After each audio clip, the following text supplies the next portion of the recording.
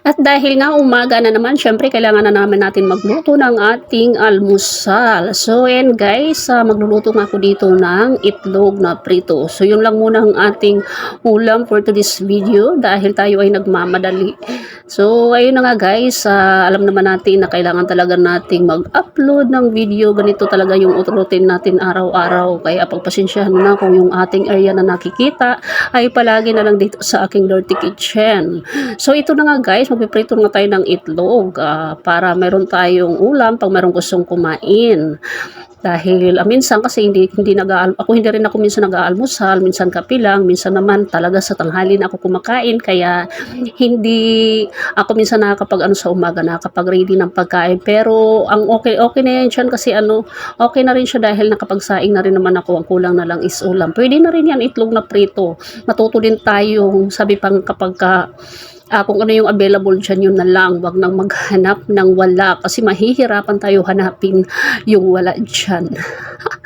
Diba totoo naman talaga, wag nang hanapin kung alin. Pero sa totoo lang, kailangan talaga hanapin kung ano yung nawawala. Hindi mo hahanapin yung nandyan. Ano ba talaga? Parang angkol talaga ng mundo, no? So, ay na nga, syempre kailangan talaga natin gumawa ng paraan dito. Ang ano ko talaga, struggle ko talaga dito is lagi talagang pag-upload ng video sa umaga pa lang mag-isip ka na kung anong content mo, kung ano yung share mo, yung mga ganyan-ganyan. Dahil nga syempre kapag monetize ka na, kailangan mo talagang sipagan na mag-upload ng video, kailangan mag-isip ka.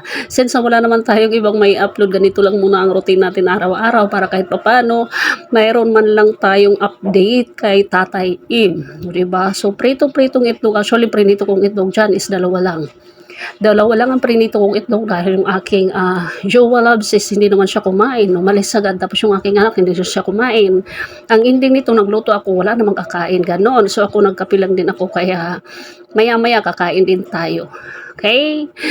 Ayun guys, nakakatuwa lang no kasi kahapon merong update. May update si Tatay about sa earnings, about sa sahod natin dito kay Mita. Yeah. Lalo na yung mga yung sahod natin sa Star. So ayun guys, kahit paano mayroon nang pumasok sa ating payout. Ay yeah. So nakakatuwa lang, 'di ba, kahit paano na noon talaga nananaginip lang tayo, parang minsan sinasabi natin, totoo kaya yun merong sahod? Totoo kaya yun merong kinikita sa pagbablog? So noon, hindi, parang panaginip lang, pero ngayon talaga totoo mayroon.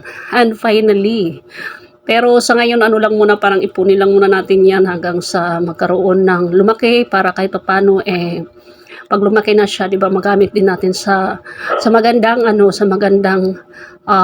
ba yung mga magandang pwedeng gawin para makita mo yung pinaghirapan mo, makita mo yung pagod, puyat, kung saan mo i-invest yung sahod mo, ganon. So ayun na guys, dahil nga syempre magkakapit tayo, kaya ginawa ko, muna ako, nag-init tayo ng tubig. Actually, nasa thermos ko, inano ko lang din, ininit ko kasi para gusto ko pag nagkape, sobrang mainit na mainit, ganon. So, syempre, kailangan talaga natin sa umaga pa lang gumawa ng paraan, no? Yung talaga yung mga dapat gawin. Alam na kapag nag-content ka, kapag nagpa-vlog ka, gagawa ka ng paraan, mag-iisip ka kung ano ba yung pwede mong mai-upload na content. Kasi kung muni ka na, hindi talaga pwedeng, hindi ka mag-upload araw-araw. At ngayon na guys, magkakape na nga tayo dahil hindi pa tayo nagkape. So alam naman natin guys na araw-araw talaga natin yung kasama yung kape. Buti pa yung kape laging hinahanap umaga pa lang. Pero siya hindi mo nga hinahanap. Ay. So dahil nga yun, ito nga guys yung talaga natin yung pinaka second option natin, no, na habang nasa bahay tayo, mayroon tayong ginagawa. Malaking opportunity na rin tong ginagawa natin na kahit paano mayroong Facebook kung saan magagamit natin para kahit paano makatulong din tayo sa pamilya natin. At halimbawa nakasahod na tayo or nagsipag lang tayo dito sa pag-upload, alam naman natin na pwede tayo talagang ay mabago yung buhay natin dito. Kaya go lang tayo, gawa ng paraan kung ano man yung mga ganap po sa buhay. Kung gusto mo talagang mag-exist dito sa mundo ng pagbablog, ipagpatuloy mo lang ang ginagawa mo kasi alam natin na magbubunga din yan ng maganda kung hindi ka talaga susuko or ipapatuloy mo lang yan. So nakakatuwa lang talaga guys kasi hindi natin in-expect na alam natin na kikita tayo dito yung mga ganon. So ngayon nakikita ko na yung kahit paano paunti-unti mayroong mga pumapasok sa mga videos natin. Kaya sa mga nanonood again ng mga videos natin dyan, don't skip the ads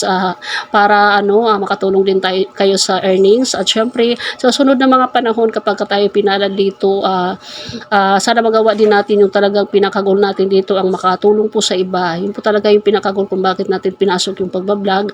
Syempre, kasama na dyan yung personal na interest mo, yung mga halimbawa yung mga needs mo na makapag-provide ka, at hindi rin mawawala yung yung layunin natin na tumulong sa mga nangailangan.